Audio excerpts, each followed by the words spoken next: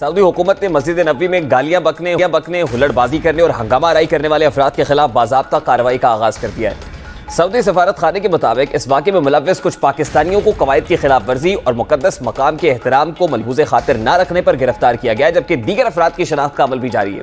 کون کہاں سے اور کس راستے سے آیا، کیمروں کی مدد سے شناخت کا عمل جاری، اور بہت جلد دیگر افراد کو بھی حراست میں۔ اس سارے معاملے پر بات کریں گے۔ سب سے پہلے معروف مذہبی اسکالر انجینئر محمد علی مرزا صاحب ہمارے ساتھ موجود ہیں۔ السلام علیکم، بہت بہت شکریہ آپ کے وقت کے لیے۔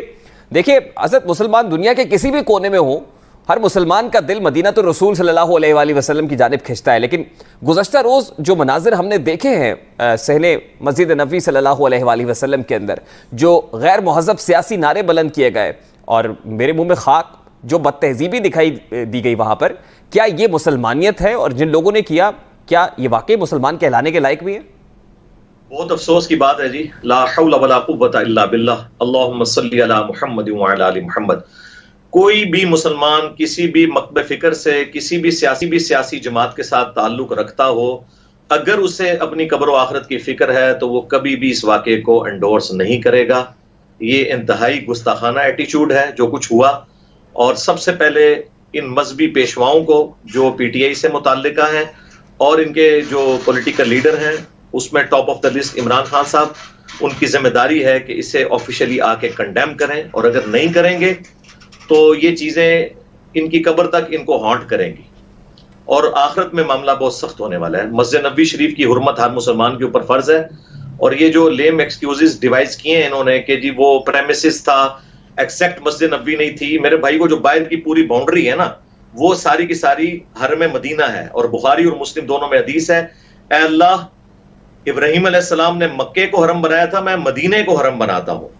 تو یہ پورے کا پورا مدینہ شریف جو نبی علیہ السلام کے مبارک زمانے میں تھا، وہ اس وقت وہ پورے اس پریمیسز کا حصہ ہے، اور اس پورے پریمیسز کا احترام کرنا ہر مسلمان کی ذمہ داری ہے۔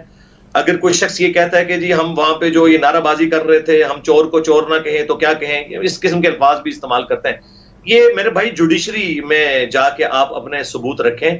آپ کا کام یہ نہیں کہ مسجد میں آپ یہ آوازیں بلند کریں، ورنہ کل کو تو جو لوگ عمران خان صاحب کے بارے میں جو کچھ کلیم کرتے ہیں، میں وہ کیمرے میں بولنا بھی نہیں چاہتا، وہی کچھ اگر مسجد میں ان کے بارے میں کرنا شروع کر دیں تو پھر انہیں کیا برا لگے گا کہ نہیں؟ اچھا حضرت، دس از ویری انفارچونیٹ، جیسے آپ نے فرمایا کوئی کانڈمنیشن نہیں آئی ہے، کوئی کسی کی طرف سے قابل مذمت بھی نہیں اس واقعے کو قرار دیا گیا ہے۔ انفیکٹ اس کے لیے جواز پیش کیے جا رہے ہیں، اور یہ کہا جا رہا ہے کہ محمد عربی صلی اللہ علیہ وآلہ وسلم نے اسی صحن مسجد نبوی کے اندر اپنے اصحاب کو حق و باطل کی لڑائی میں حق کو حق اور باطل کو باطل کہنے کا ہنر سکھایا تھا، درس دیا تھا۔ یہ جواز بنا کر پیش کیا جا رہا ہے اس تمام تر واقعے کو، تو آپ یہ سمجھتے ہیں کہ یہ کوئی جسٹیفیکیشن ہو سکتی ہے؟ Is it justified? کاش سیدنا عمر آج زندہ ہوتے تو ان کو جواب بڑے اچھے طریقے سے مل جاتا۔ صحیح بخاری میں حدیث ہے، چونکہ یہ لوگ صرف ریاست مدینہ کا نام لیتے ہیں، قرآن و سنت کا علم تو ان کو بڑا پورا صحیح ہے۔ صحیح بخاری میں حدیث موجود ہے، یہ حدیث مشکات میں کتاب المساجد چیپٹر کے اندر بھی موجود ہے۔ سیدنا عمر کے دور خلافت کے اندر سعید ابن یزید رضی اللہ تعالیٰ عنہ ایک صحابی ہیں، وہ کہتے ہیں کہ مجھے ایک شخص نے آ کے اٹھایا، میں نے جب اٹھ کے دیکھا تو سیدنا عمر تھے، انہوں نے فرمایا وہ جو دو لوگ آپس میں اونچی آواز میں گفتگو کر رہے ہیں ان کو میرے پاس لے کر آؤ۔ جب لے کے آئے تو حضرت عمر نے کہا تم کہاں کے رہنے والے ہو؟ وہ کہنے لگے ہم طائف کے ہیں۔ تو آپ نے فرمایا اگر تم مدینہ شریف کے رہنے والے ہوتے تو میں تمہیں کوڑے مارتا کہ تم لوگ نبی علیہ السلام کی مسجد میں اپنی آوازوں کو بلند کر رہے ہو۔ روزہ شریف کے پاس آواز بلند نہیں کی تھی، مسجد نبوی کے اندر روزہ شریف کے پاس آواز بلند کرنا وہ تو اعمال ہی برباد ہو جائیں گے، وہ تو سورۃ الحجرات میں واضح ہے، لا ترفعوا اصواتکم فوق صوت النبی۔ وہ ہم اس ٹاپک کو اس طرف نہیں لے کے جانا چاہتے کہ وہ مذہبی کارڈ کے طور پہ اسے کوئی یوز کرنا شروع کر دے۔ اصل چیز ہے کہ مسجد نبوی شریف کے اندر آواز کو بلند کرنا۔ سیدنا عمر آج ہوتے تو انہیں کوڑے مرواتے۔ اور سیدنا عمر رضی اللہ تعالیٰ عنہ جیسے آپ نے کہا کہ وہ فرماتے ہیں کہ اگر طائف کے ہوتے تو شاید مطلب اس میں آبویسلی انہوں نے کہا کہ ہم طائف سے ہیں تو انہوں نے معاف کر دیا، لیکن اگر مدینہ کے ہوتے تو پھر پوچھتے، کیونکہ مدینہ کے لوگ حرمت کے آداب سے بخوبی واقف ہے۔ تو سر یہ تو پھر اس کا مطلب یہاں پر جو کچھ ہوا، تو مجھے طائف کا وہ واقعہ بھی یاد آ رہا ہے کہ جب محمد عربی صلی اللہ علیہ وآلہ وسلم کو پتھروں سے لہو لہان کیا گیا تھا طائف کے اوباش لڑکوں کی جانب سے، اور پھر آپ نے ان کے حق میں دعا کی تھی، تو یہ جن لوگوں نے یہ کیا تو پھر یہ تو طائف والوں کی سیرت پر چل نکلے۔ بس جی اللہ تعالیٰ انہیں ہدایت دے۔ اور اب دیکھیں، مجھے بتائیں، سعودی حکومت نے ہر بندے کے اوپر 60,000 ریال کا جرمانہ ڈال دیا ہے، 5 سال کی قید، اور یہ کوئی پاکستان کی عدالتیں نہیں ہیں کہ یہ سزا ایگزیکیوٹ نہ ہو۔ اور اس کے بعد انہیں ملک بدر کر دیا جائے گا، تو اس کے بعد کیا عمران خان صاحب یا مولانا طارق جمیل صاحب یا نور اللہ قادری صاحب ان کے گھر کا خرچہ اٹھائیں گے؟ انہی لوگوں کی محبت میں انہوں نے یہ سب کچھ کیا ہے نا. اور ان لوگوں کو اب فرنٹ سے لیڈ کر کے اس کی مذمت کرنی ہوگی، نچلے کسی بچے کی مذمت قبول نہیں کی جائے گی. ادروائز یہ جو کچھ ہوا ہے اس کے بعد کوئی گنجائش ہی نہیں ہے، یہ تو ہمارے ایمان کا مسئلہ شروع ہو گیا.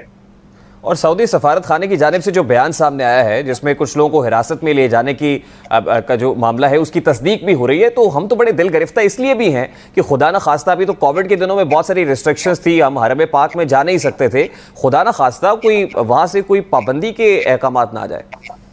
جی دیکھیں، پہلے ہی ہماری کوئی اچھی رپیوٹ نہیں ہے وہاں پہ. اور میں ساتھ اس میں ایک چیز جس کی طرف آپ نے اشارہ کیا میں اسے ہائی لائٹ کروں.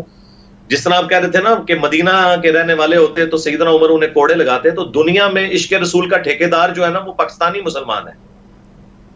تو یہ اہل مدینہ سے بھی بڑھ کے عاشق رسول ہیں اپنے دعووں میں، لہٰذا حضرت عمر کے زمانے میں ان کو واقعی کوڑے لگتے. یہ کوئی آؤٹ سائڈر نہیں ہے. یہ باقیوں کو تو کہہ دیتے ہیں کہ جی ان کو تو روزہ شریف کی، ایون وہاں کے رہنے والے جو لوگ ہیں ان کے بارے میں بھی یہ کلیم کرتے ہیں کہ ہم ان سے زیادہ احترام کرنے والے ہیں. تو یہ احترام کیا ان لوگوں نے وہاں پہ، تو یہ تو ناقابل معافی چیز ہے. اور یہ لیڈرز کو اس وقت فرنٹ سے لیڈ کرنا چاہیے. اور میں آپ کے پلیٹ فارم سے ایک میسج دینا چاہتا ہوں، جس طرح مذہبی جماعتیں نان سٹیٹ ایکٹر بن کے اس قسم کے الفاظ یوز کرتی تھیں کہ باقی مذہبی جماعتوں کے لیڈرز یا ان کے فالوورز ونریبل ہوتے تھے، معذرت کے ساتھ اس وقت پی ٹی آئی اور ان کے فالوورز جس قسم کی زبان استعمال کر رہے ہیں نا، یہ زبان یعنی بقول عمران خان صاحب کے خطرناک نہیں خطرے ناک ہو چکی ہے.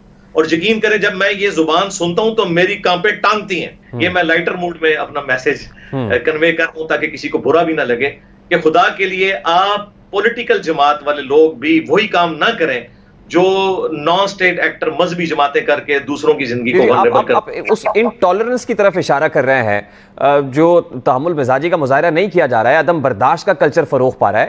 یہ کیا سیاست مذہب سے بھی آگے حضرت نہیں ہونی چاہیے؟ جی ناٹ ایٹ آل.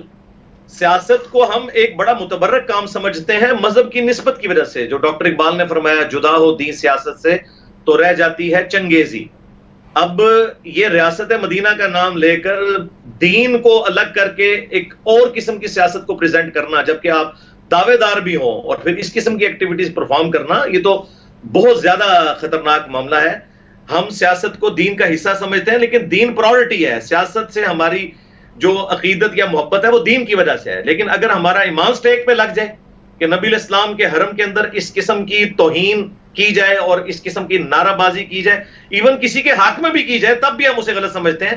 چاہے جائے کہ آپ اس قسم کی روڈ لینگویج آپ یوز کریں مسجد نبوی کے پریمیسز کے اندر، اور اس سے بڑھ کر جو لوگ اس کو جسٹیفائی کر رہے ہیں کہ جی وہ دیکھیں یہ تو پریمیسز ہے، بھئی چھتریاں نظر آ رہی ہیں، پریمیسز وہ سب کا سب حرم مدینہ کا حصہ ہے.